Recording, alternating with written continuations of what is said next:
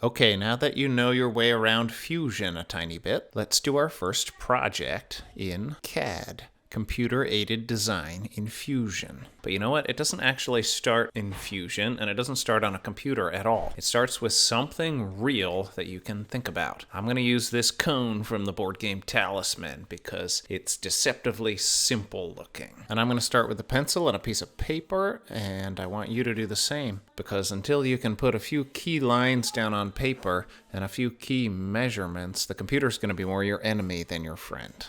Start by writing the name of the project on the sheet of paper. Nested cone. These are the two key ideas. It's a cone that is hollowed out on the inside so that you can nest more and more cones on top of it, forming a tower. Then draw the cone from front view, and from front view it's going to look like a triangle. Then draw your conception of the hollow interior, that inner wall, and that's going to be a dotted triangular line. Here the dots mean we're imagining something that's actually on the inside. Then notice that the corners of our real cone are not perfectly sharp. They are rounded, so round off the corners of your sharp triangle. Then notice that the cone itself is symmetrical about the z-axis, so draw a dotted line representing the z-axis and notice the symmetry in your drawing, that the shapes to the right of this line are symmetrical to the shapes on the left. And then with very light strokes indicate the nesting quality, that there can be more and more of these cones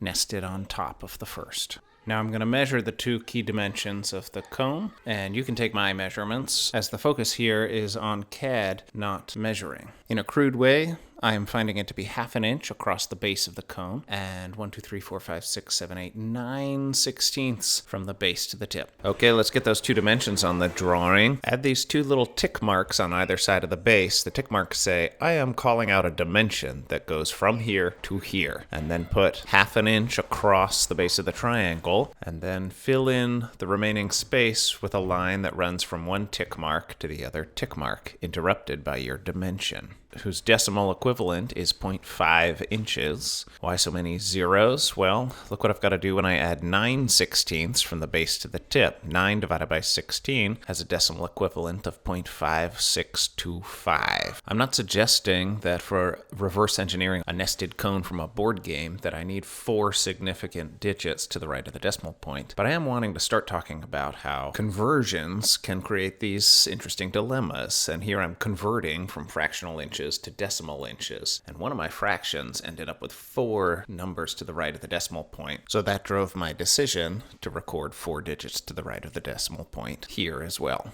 Eventually, I might want to decide to simplify by either truncating or rounding to fewer significant digits, but that's a different topic. Okay, one last measurement, and that is the thickness of the side wall of my cone. And I'm going to call it at 1/16 of an inch, 0.0625. And as my drawing is a little crowded right up at the sidewall, I'm going to put my 2 tick marks down here representing the thickness of that wall, and I'm going to call it out at 1/16, 0.0625. Taking the time to make a drawing like this, especially on paper, gives you a chance to reflect on what you're trying to make, to choose a couple of key measurements, and to have a document ready so that when you want to talk to somebody else about your work, it's easier to communicate. It's always worth taking a moment to do a bit of pencil sketching before diving into the computer side of this adventure. So take a moment to copy my drawing and practice the basic vocabulary that you're going to see over and over again in engineering drawings.